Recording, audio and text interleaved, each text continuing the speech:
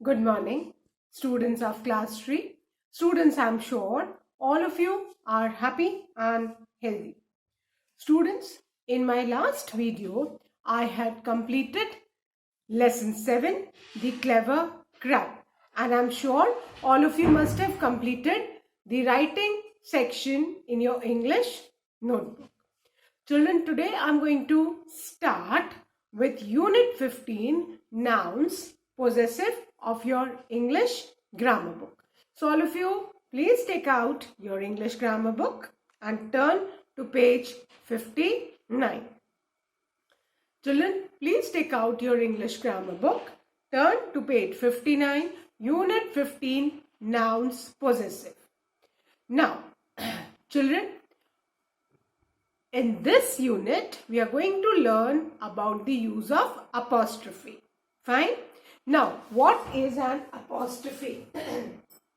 Children, this sign, I'll tell you what is apostrophe. सबने comma देखा है? Comma हम जहां लेटर्स लिखते हैं वहां लगाते हैं, लेकिन अपॉस्ट्रोफी का शेप कॉमा जैसा ही होता है, लेकिन ये वर्ड के राइट साइड लगता है. इस साइन को हम क्या बोलते हैं? अपॉस्ट्रोफी, है ना. कॉमा हम वर्ड्स के बाद लगाते हैं, लेकिन अपॉस्ट्रोफी हम वर्ड के लास्ट लेटर के बाद लगाते हैं या इसके बाद एस लगाते हैं. ठीक है, आपने देखा होगा. अभी अपॉस्ट्रोफी का दो जगह हम यूज करते हैं, है ना. पहले मुझे आपको बताना, एक तो हम शॉर्ट फॉर्म में, जैसे आई डू नॉट को हम लिख देंगे आई डोंट. यहां भी मैंने अपॉस्ट्रोफी लगाया. क्यों लगाया? ये शॉर्ट फॉर्म के लिए. डू नॉट का शॉर्ट फॉर्म डोंट है ना. वैसे ही इज नॉट का शॉर्ट फॉर्म क्या है? इजंट है. इजंट. सो ये भी हमने क्या यूज किया? अपॉस्ट्रोफी का साइन. ये हमने किस लिए यूज किया है? Short form. तो अपॉस्ट्रोफी का साइन दो जगह यूज करते हैं, या तो शॉर्ट फॉर्म्स के लिए या जो इस यूनिट में हम पढ़ेंगे पोजेशंस के लिए. Now what do you mean by possession? ये पोजेशन बताने के लिए क्या होता है?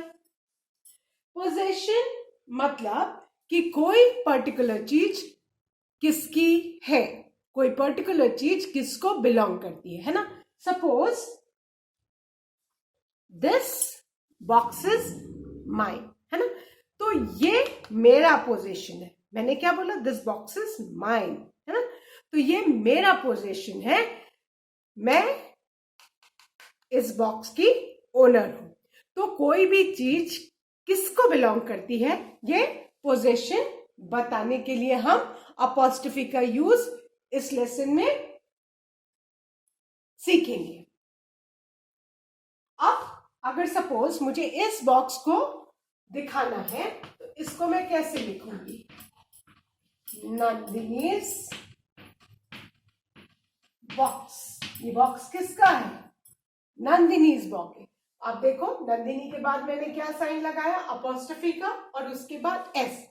अब इस यूनिट में हमें सीखना है कहां पे हम अपॉस्ट्रोफी एस के पहले लगाएंगे और कहां पे हम अपॉस्ट्रोफी एस के बाद लगाएंगे. Clear?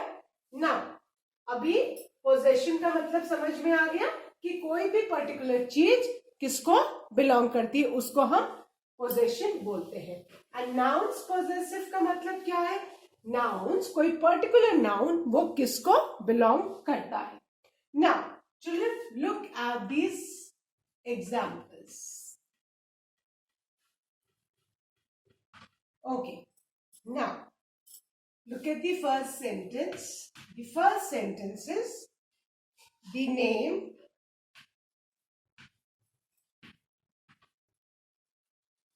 of my mother is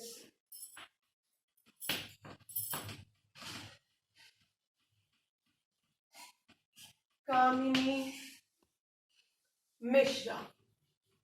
अब ध्यान से इस सेंटेंस को देखो क्या लिखा है, the name of my mother is Kamini Mishra. अब यहाँ पे हम किसके नाम की बात कर रहे हैं, माई मदर्स नेम, है ना, the name of my mother, है ना, मेरी मदर का नाम कामिनी मिश्रा है। मदर किसकी, माई मदर, मदर किसकी है, मेरी है, माई मदर, है ना। सो अब इसी सेंटेंस को हम किसका यूज करके बनाएंगे, अपॉस्ट्रोफी का यूज करके बनाएंगे।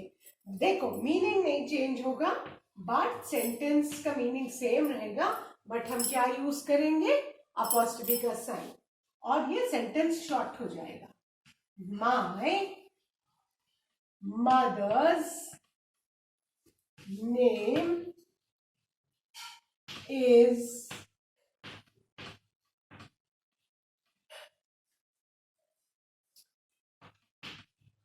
कामिनी मिश्रा।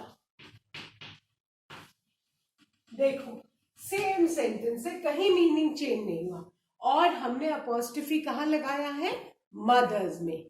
माय मदर्स, किसके नाम की हम बात करें, मदर्स नेम, तो हमने अपॉस्ट्रोफी किस में लगाया है, मदर्स में लगाया है। Clear. Now look at the next example. The voice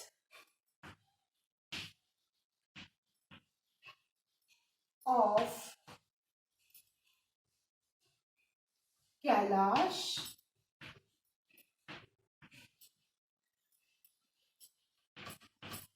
Kher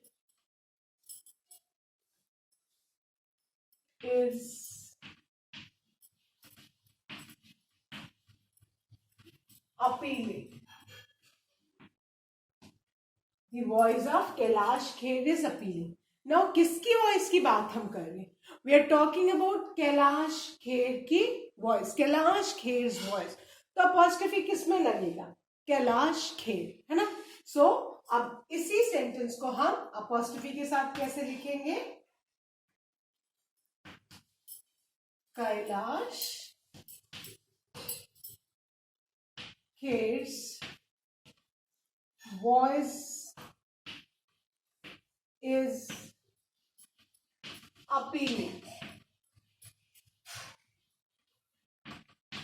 यहां हमने कहा लगाया, कैलाश खेर, उसके जो सरनेम है उसमें हमने अपॉस्ट्रोफी का साइन लगाया कि किसकी वॉइस अपील करती है, Kailash Kher. So Kailash Kher voice is appealing. Then look at the third example, the car of my friend is new. The car of my friend is new. Now हम किसकी कार की बात कर रहे हैं, we are talking about my friend's car, है ना। तो इसमें हम अपॉस्ट्रोफी कहाँ लगाएंगे बच्चों, my friend's car is new.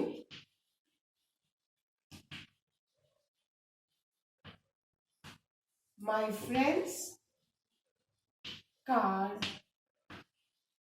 is new. किसके फ्रेंड की कार न्यू है, my friends, हमने अपॉस्ट्रोफी कहाँ लगाया, फ्रेंड्स में लगाया। Clear. Now I'm going to erase this and explain some more examples so that the concept gets clear to you. Now, look at the fourth sentence. The years of rabbits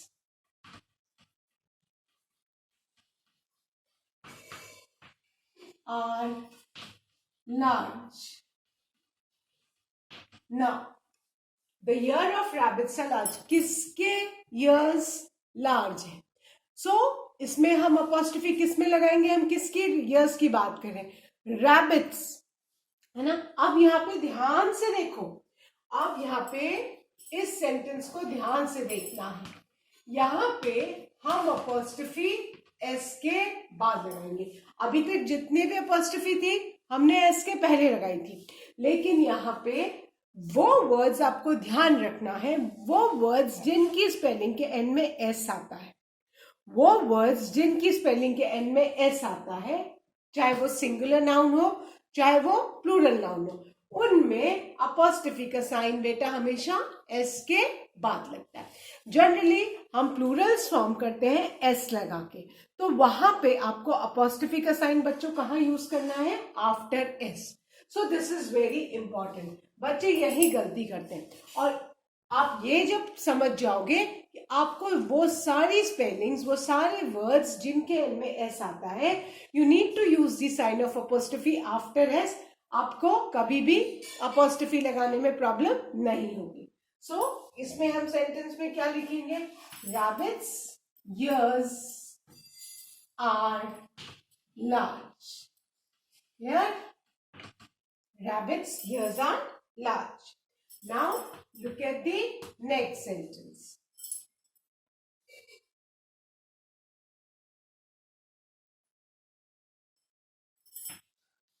The hostel in which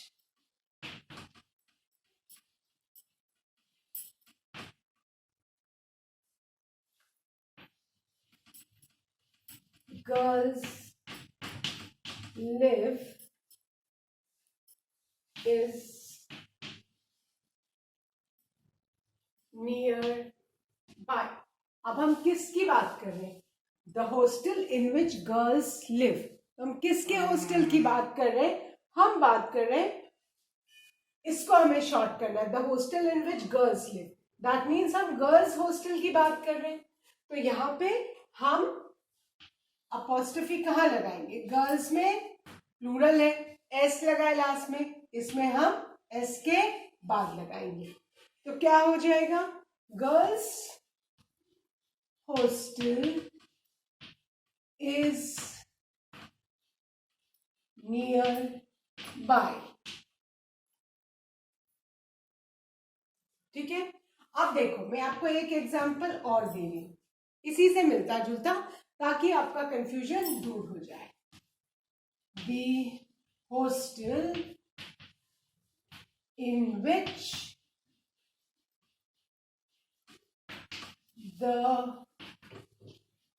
girl lives is nearby. ये example book में नहीं है, but I am going to quote this so that the concept gets clear.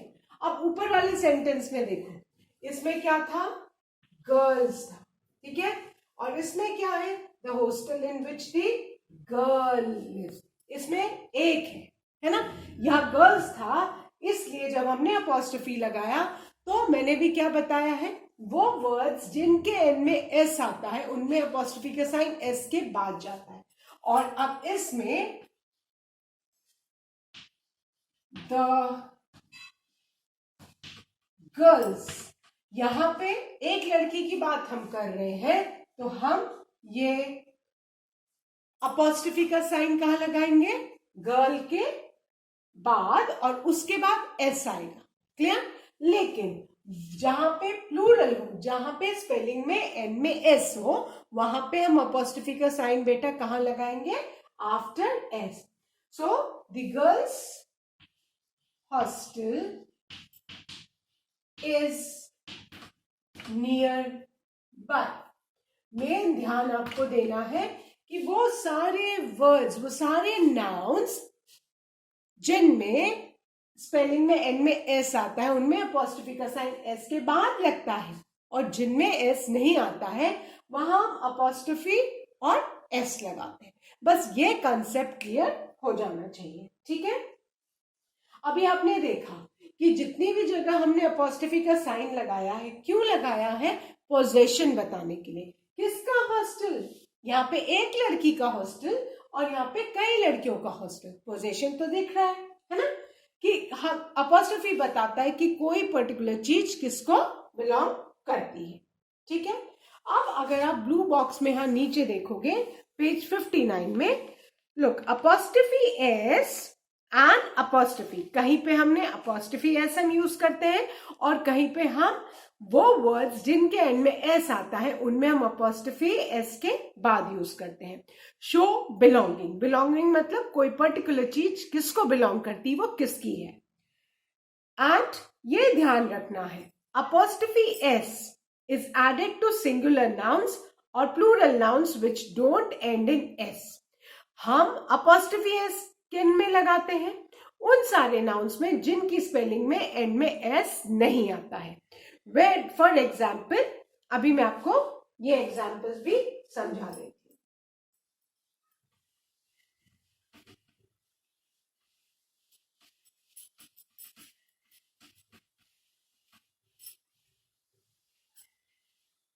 Okay, अभी बच्चों ध्यान से देखो, ठीक है। अब फॉर एग्जाम्पल अगर कोई चीज राम की है तो हम क्या बोलेंगे, राम्स।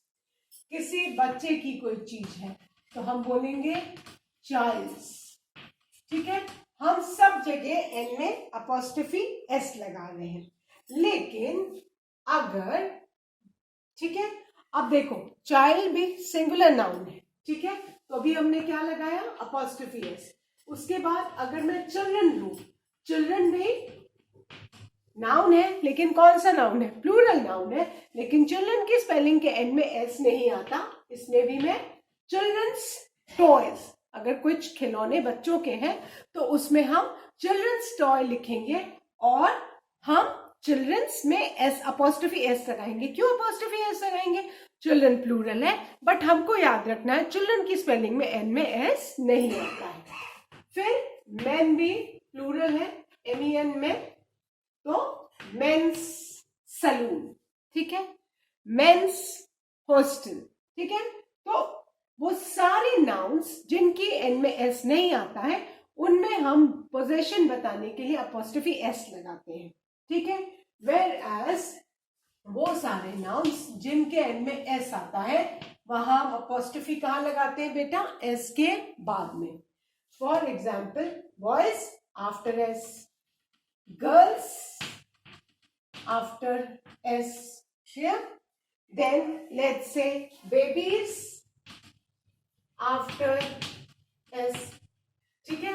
तो आपको में ये ध्यान में रखना है, birds after s, ठीक है। लेकिन अगर birds होता, एक सिंगल बर्ड होता तो हम बर्ड के बाद लगाते, ठीक है।